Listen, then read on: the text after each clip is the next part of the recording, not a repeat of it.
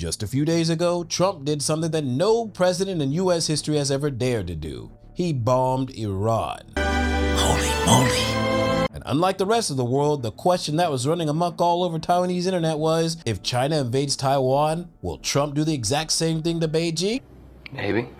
Maybe not. Well, I spent nearly 2 days researching this entire Iran bombing thing and discovered two very important things. Firstly, 习近平，我跟你讲起来哈，你的北京 bunker 可能要做深一点哦。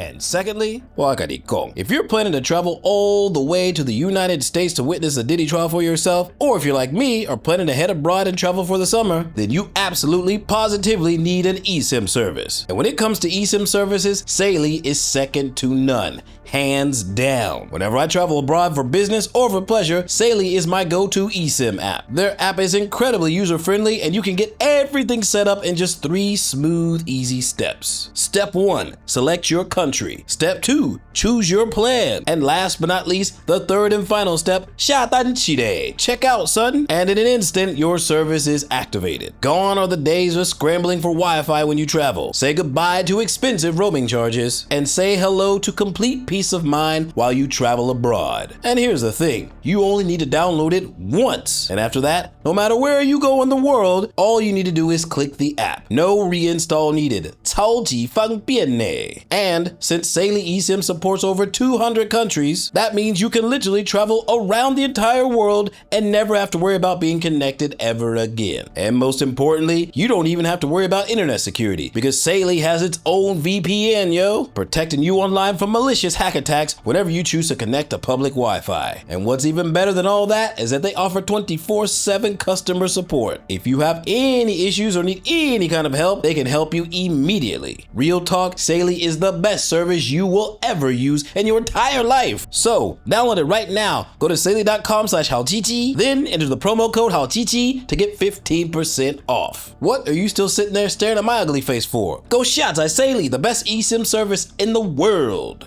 So, after you downloaded Saily, 准备到爆米花 and also 准备 yourself. Because what I'm about to share with you on this whole Iran bombing thing is going to be far beyond what you could ever imagine. 习近平，你把这支影片看完之后，你可能发现中共事情很大条咯。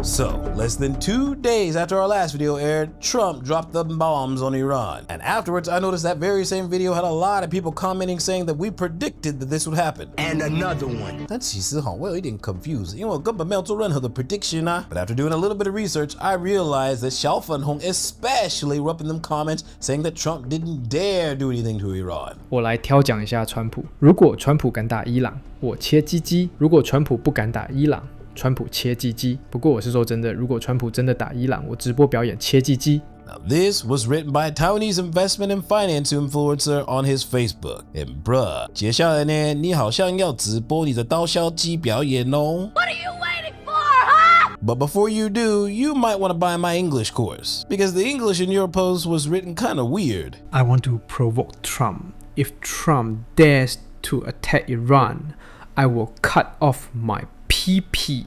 If Trump does not dare to attack Iran, Trump will cut off my PP. Now this sentence means that no matter what Trump does, whether he attacks Iran or not, you gotta trim your tree trunk. And just a word of advice, before you do, make that tourniquet tight. Tight, yeah! But what really surprised me was that so many people thought Trump wouldn't dare to attack Iran, because Iran, with its nuclear bombs and its extreme as religious ideology, is definitely a serious matter. I'm not afraid of the man who wants 10 nuclear weapons, Colonel. I'm terrified of the man who only wants 1. So from October the 7th, coupled with Israel's over-retaliation in Gaza, Iran would have no trouble fighting a few hundred radicalized Palestinians out there who want to get their hands on a nuclear bomb. Last night, on the President's orders, U.S. Central Command, under the command of General Eric Kurilla, executed Operation Midnight Hammer, a deliberate and precise strike against 3 Iranian nuclear facilities. So after Israel's Operation Rising Lion, the DoD carried out their own mission by the name of Midnight Hammer, dropping giant black units to penetrate Iran's deep fortress of 72 virgins. Tight, yeah! This has got to be the most 90年代的 A 打战 I've ever seen in my life. And just like a 90s A 片, the situation is completely unreal. The lead B-2 dropped 2 GBU-57 massive ordnance penetrator weapons on the first of several aim points at Fordo. As the president stated last night, the remaining bombers then hit their targets as well, with a total of 14 MOPs dropped against 2 nuclear target areas. All 3 Iranian nuclear infrastructure targets were struck between 6:40 p.m. and 7:05 p.m. Eastern Time. Again, that's about 2:10 in the morning local time in Iran, with the Tomahawk missiles being the last to strike at Esfahan to ensure we retain the element of surprise throughout the operation. Following weapons release, the Midnight Hammer strike package exited Iranian airspace and the package began its return home. We are unaware of any shots fired at the package on the way out. Iran's fighters did not fly, and it appears that Iran's surface-to-air missile systems did not see us. And here's one thing you need to know. Iran uses air defense systems engineered and created by Russia and China. Now, clearly they aren't the most advanced, but America's B-2 bomber is well over 36 years old. So that means the US used weapons from over a quarter of a century ago to attack a target halfway across the globe in 2025, and no system in the world detected it. But that's not even the most crazy part. What damage did they do? These satellite photographs show the underground nuclear site at Fordo before and then after the airstrikes. The B-2 bombers totally obliterated the site, claimed Donald Trump. The US military haven't actually made a final assessment, but say the facility has been severely damaged, not destroyed. And after this airstrike, there are a lot of videos claiming to be from the attack, but were actually just catfishing using Ukrainian war footage, because the only images we have now are these few satellite photos. And when I took a look, I found it really odd. 为什么只有6个洞？为什么整个山没有倒了？ But after spending a day or two researching, I realized that these 6 holes will make any ambitious regime wanting to build an underground bunker dig another 100 meters deeper. And 习近平一包焦糖爆米花 for you, because y'all niggas are about to run out of some honey. 我们中共事情很大条咯。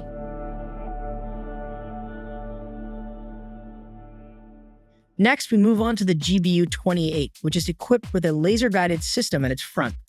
This bomb can penetrate to a depth of nearly 6 meters, equivalent to roughly 20 feet, which is as tall as a 2-story building. However, neither of these compares to the massive capabilities of the GBU-57, also known as the Massive Ordnance Penetrator. It can penetrate over 60 meters into the ground, around 200 feet. To put that into perspective, this depth is comparable to the height of a 20-story building, depending on the 4 heights. Fun fact, I know absolutely nothing about military bombs, so I spent the entire day researching exactly what a GBU-57 is. Simply put, it's an 80 centimeter wide, 6 meter tall, 13.6 ton, extremely hard and heavy bomb that can delay its explosion. The metal is going to melt at some point, and so it does have limitations in terms of how far it can penetrate, and that's why you may have to follow it up with multiple instances. You drive a wedge in, it expands, and then you continue to drive it in the second time, and each time it's more effective. In a sense, you're trying to create an earthquake.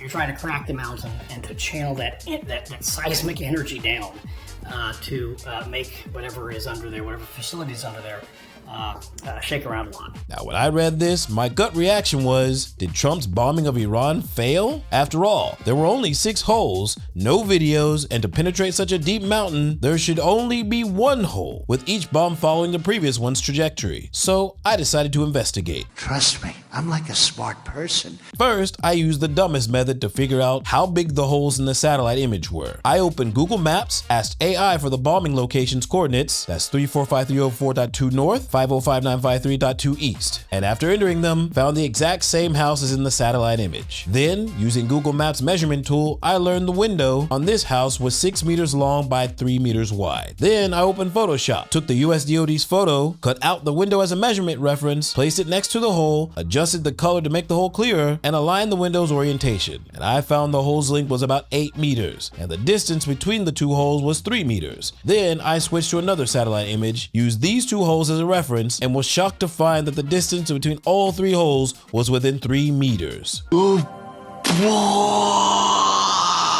So simply put, these bombs were dropped from over 10 kilometers up and 2 kilometers away with a precision of 3 meters.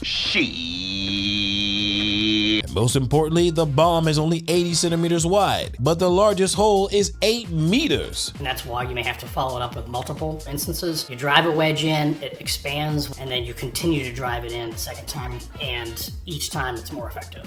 Now this strongly suggests that the US precision is so advanced that one bomb could create a larger tunnel followed by another bomb on the same trajectory, penetrating even deeper.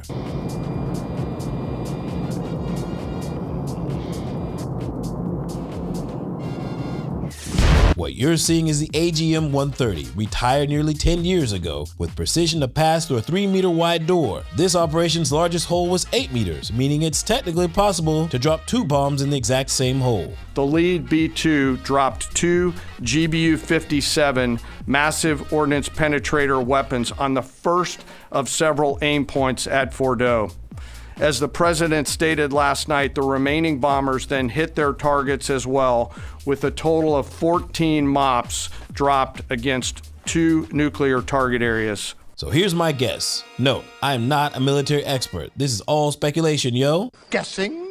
The US dropped a total of 14 GBU-57s at 2 locations. Only 2 were dropped in Natanz, so 12 bunker busters were dropped at Fordo. The first 2 were said to explode at a shallow depth, causing the mountain to collapse, creating 8-meter wide holes to open a pathway. Then, 5 bombs were fired at each hole. In each hole, 2 bombs failed to enter the pathway, but 3 successfully did, achieving a precision of 60%. Bombs away! Bombs away!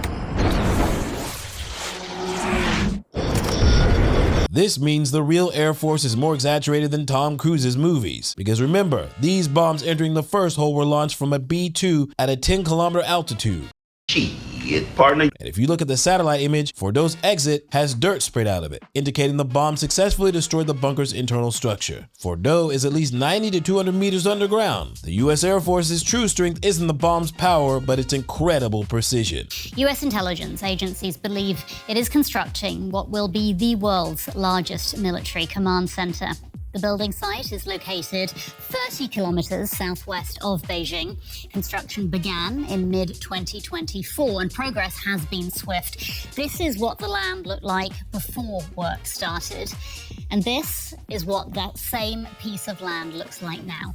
According to an investigation conducted by the Financial Times, the site is at least 10 times the size of the Pentagon. It is believed the vast complex has deep concrete bunkers to protect China's military leadership during a conventional and a nuclear war. Word on the street is China plans to complete the world's largest military base by the PLA's 100th anniversary in 2027. And that happens to be a very critical year for us in Taiwan. But here's the thing. This base has absolutely zero mountain protection, yo. And after watching what Trump did to Fordo, Xi Jinping 你的 bunker 可能要做深一滴滴哟。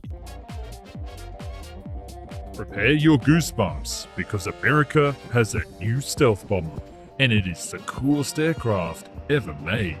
Flying at an altitude of 50,000 feet, it's invisible to radar, as well as the naked eye.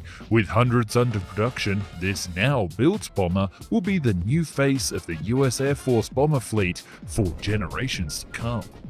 And if it hadn't been built, Northrop Grumman might have to walk away from military aircraft forever.